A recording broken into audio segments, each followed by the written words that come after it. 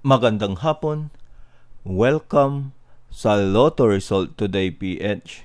Narito ang mga resulta para sa 5 p.m. draw, March 1, 2026.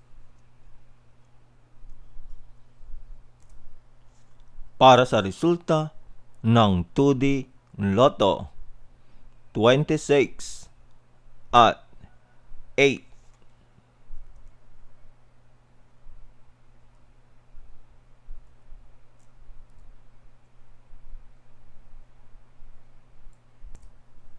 Para sa resulta ng 3D Lotto, 0, 2, at 6.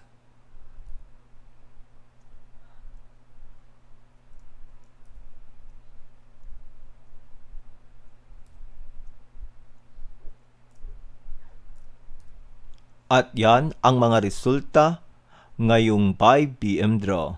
Para lagi kang updated sa mga Lotto draw result, mag-like and subscribe. Maraming salamat sa panonood.